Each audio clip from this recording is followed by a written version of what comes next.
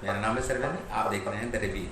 दोस्तों, हम पिछली वाली वीडियो में बात किए थे कि इकोनॉमी पे भारत का क्या स्टैंड रहेगा, भारत कैसे ग्रो करेगा इस पैंडेमिक के बाद, और पैंडेमिक में कैसे स्ट्रगल हो रही है ये सारा चीज़। तो अभी हम बात करेंगे कि आज हम फिर उसी का, मैंने उसमें बताया था कि मैं आपको दूसरा पार्ट भी बना करके दूंगा।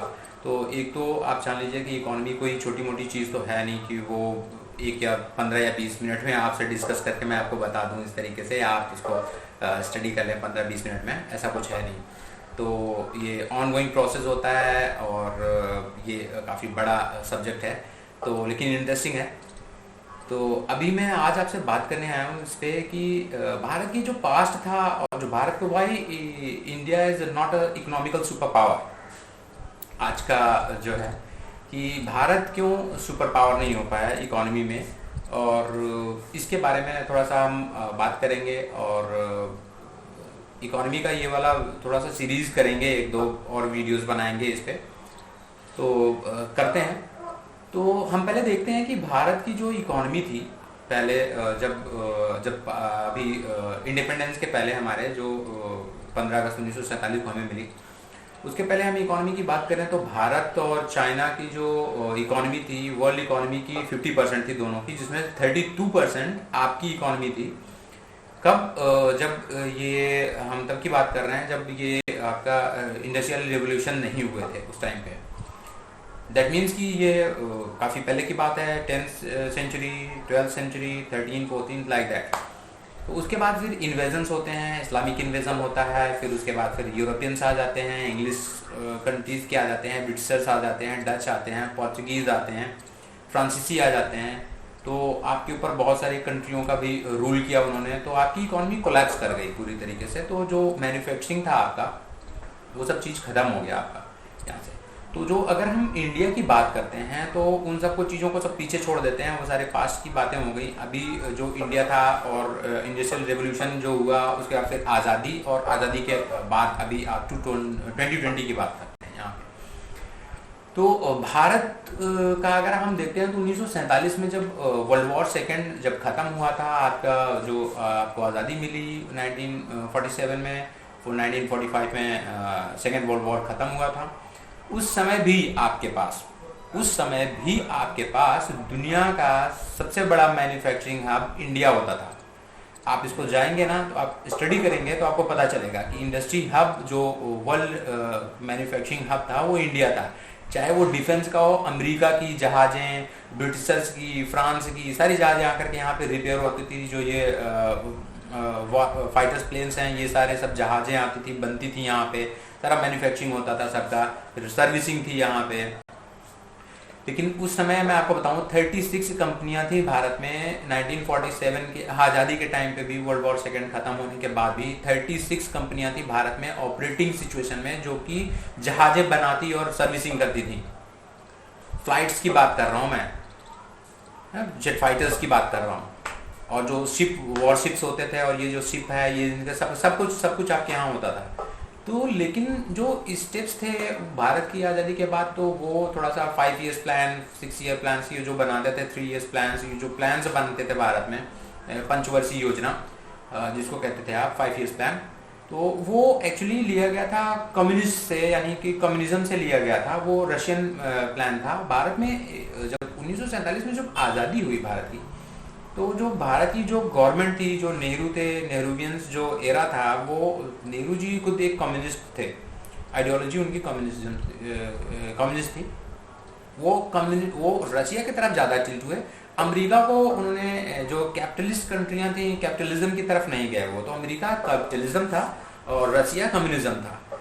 तो जो भी कंट्रियां अमेरिका की तरफ गई वो आज यूरोप की हैं, देखिए कितनी डेवलप्ड कंट्रियां हैं। और जो कम्युनिज्म की तरफ गई थी वो रशिया खुद 1992 में जाकर के कोलैप्स कर जाता है, यूएसएसआर टूट जाता है, 19 कंट्रियों में टूटता है।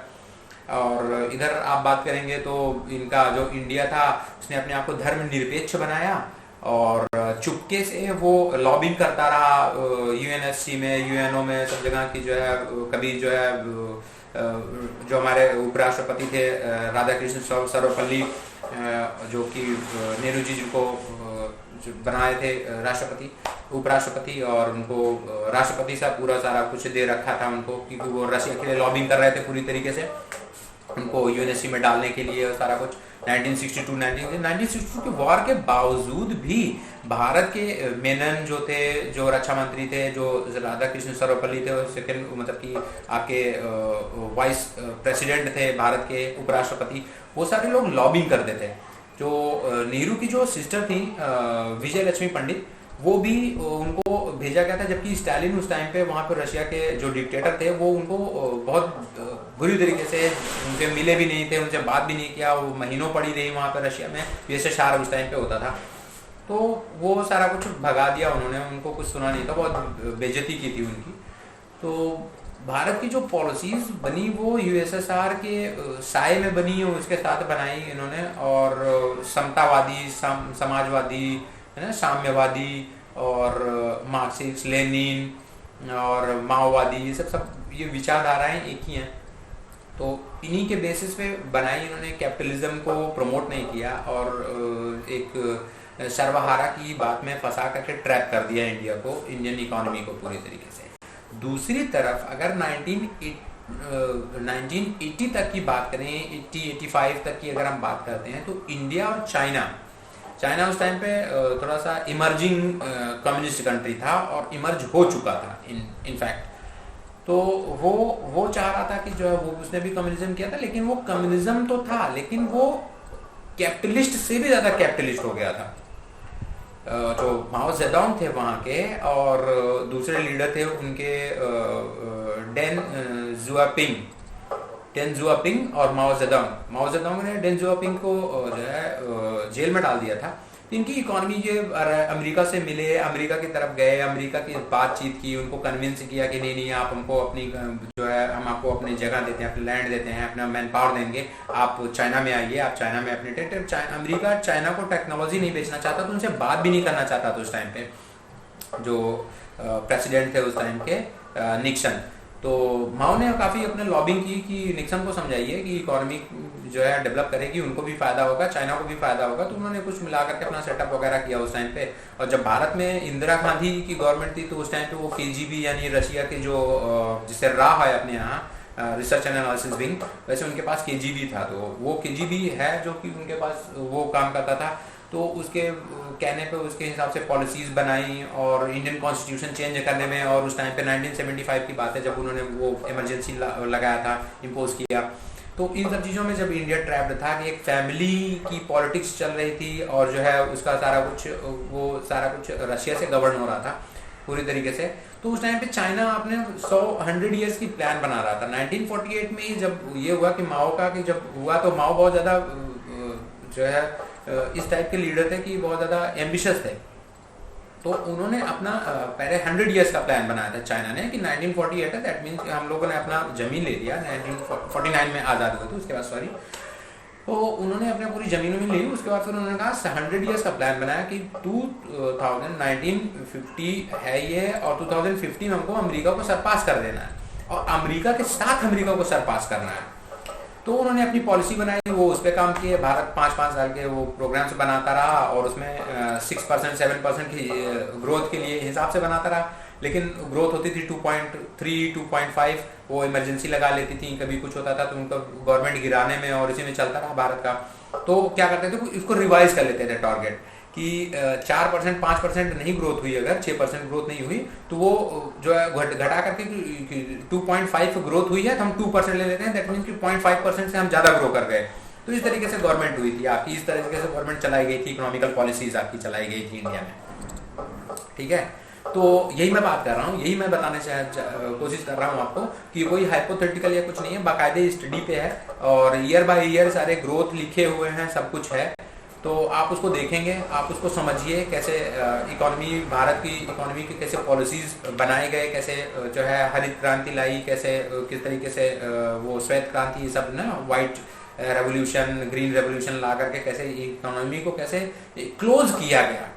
मैं आपको एक दो चीज़ें और बताता हूँ कि भारत की इकोनॉमी के साथ और ज़्यादा खिलवाड़ क्या किया कि नेहरूएंस ने, कि उन्होंने इसको क्लोज, यानी कि एक लाइसेंसिंग इकोनॉमी थी, ये लाइसेंसिंग थे, यहाँ पे कोटा राज था। आप एक रेडियो नहीं खरीद सकते थे। मैं बता रहा हूँ मेरे अपने फैमिली की बता रहा हूँ। मेरे फादर के जो ग्रैंडफादर थे, तो ग्रेट ग्रैंडफादर, वो रंगून से रेडियो मंगाते थे। रेडियो और वो कैसेट वगैरह वो रंगून से उस टाइम पे आता था। तो 1947 के 1970 ऐसे के टाइम पे की बात है कि रेडियो नहीं रख सकते थे, आप अरेस्ट हो जाते उस टाइम पे, जब इंदिरा गांधी का यहाँ पे था, जब वो प्रेसिडेंट थी, रूल था उस टाइम पे। तो अभी मैं कांग्रेस रूल नहीं कह रहा, इंदिरा गांधी रूल कह रहा हूँ, क्योंकि उस समय कांग्रेस और आज तक कांग्रेस का मतलब है कि गांधी फैमिली, एक फैमिली और मतलब कि गवर्न पार्टी है, तो इसलिए सिर्फ उसको कहा जा सकता है, कोई इसमें वो नहीं है। तो अभी जो इकोनॉमी इन्होंने बनाई भारत की 5 ईयर प्लान्स के बेसिस पे बनाई, और उसको भी अचीव नहीं कर पाए सिर्फ पॉलिटिक्स के कारण। और चाइना और इंडिया की जो 1985 में जो जीडीपी थी, दोनों की बिल्कुल बराबर थी, बिल्कुल बराबर, ठीक है। तो अभी चाइना कहाँ निकल गया, उसके बाद फिर और थोड़ा सा ऐसे ग्रो कर, थोड़ा सा और आगे चलिए तो आपको लाइसेंसिंग का बताया 1992 में जब हुआ, तो जब वहाँ पे थे अपने श्री पीवी नरसिम्हा राव जी जो प्राइम मिनिस्टर थे भारत के, तो उन्होंने सारी पॉलिसीज बनाई। और अच्छा हाँ, दूसरी चीज़ मैं आपको बता दूँ ये कि जो ये 1992 में जो लिबरलाइजेशन और प्राइवेटाइजेशन और ग्लोबलाइजेशन का जो कॉन्सेप्ट आया, जो इसको ओपन किया भारत की इकोनॉमी को कि दुनिया से ट्रेड होगा, भारत की इकोनॉमी को ओपन किया था 1992 में। तो उस टाइम पे prime minister PV Narasimha Rao ji थे, प्रोजेक्ट उन्हीं का था।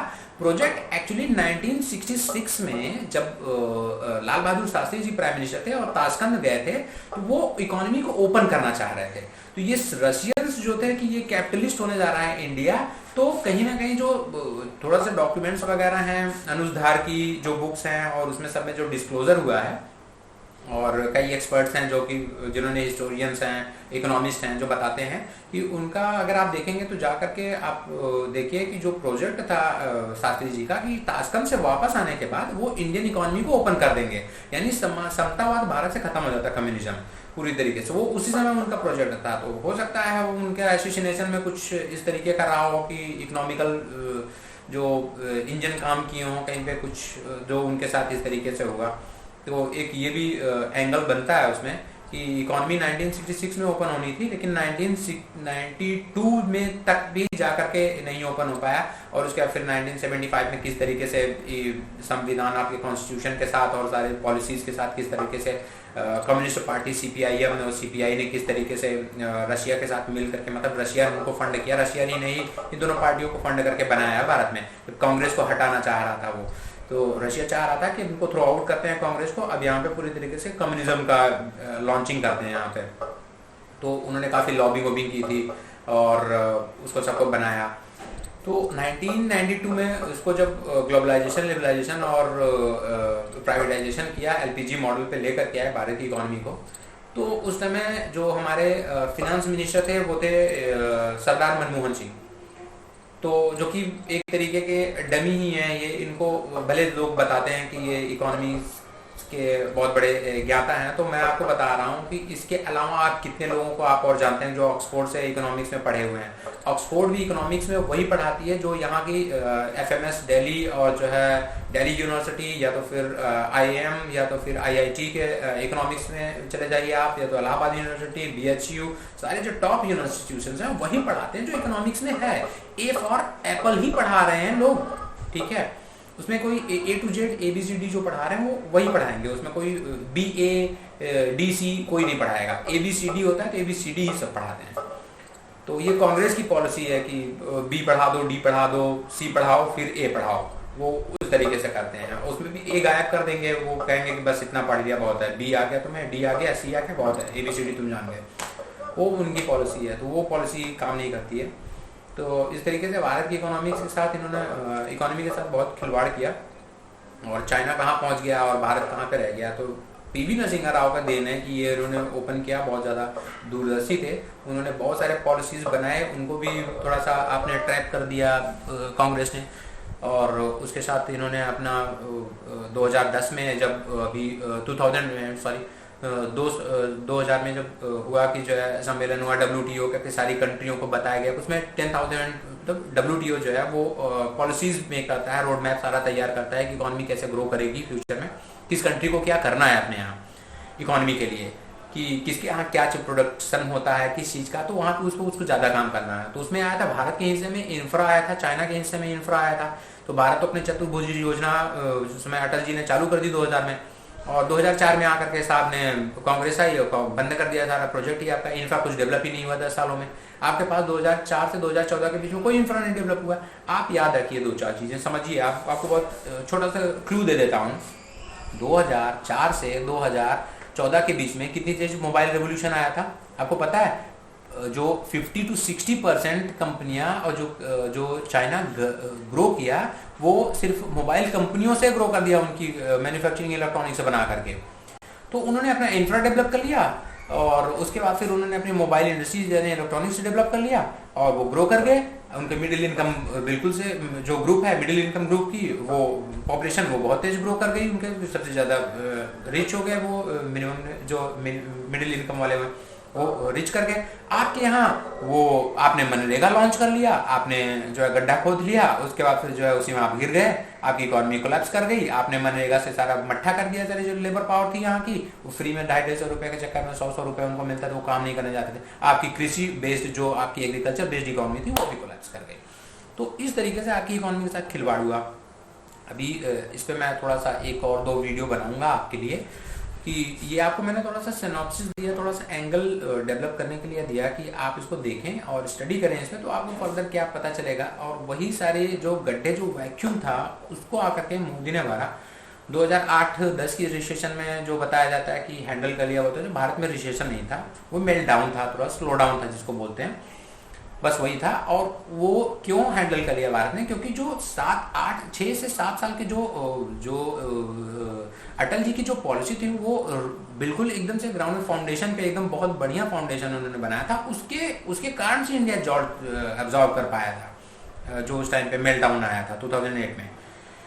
तो ये था थोड़ा सा एक वीडियो इकोनॉमी के ऊपर कि क्यों भारत सुपर पावर इकोनॉमी में नहीं हो पाया है अभी तक, और आगे हम बनाएंगे कि कैसे हो पाएगा और हमको किस तरीके से सपोर्ट करना है अपनी कंट्री को। और छोटे ही लेवल पे लेकिन करेंगे, हो सकता है, क्योंकि एक कहा जाता है कि बूंद बूंद से घड़ा भरता है। तो एक एक लोगों के एफर्ट से जरूर कुछ ना कुछ तो बेटर होगा इकोनॉमी में, और अपने लोगों के लिए भी कंट्री के लिए भी। वीडियो लाइक करते रहिए, कमेंट करते रहिए, शेयर करते रहिए। चैनल सब्सक्राइब नहीं किया तो चैनल सब्सक्राइब करिए। Thank you.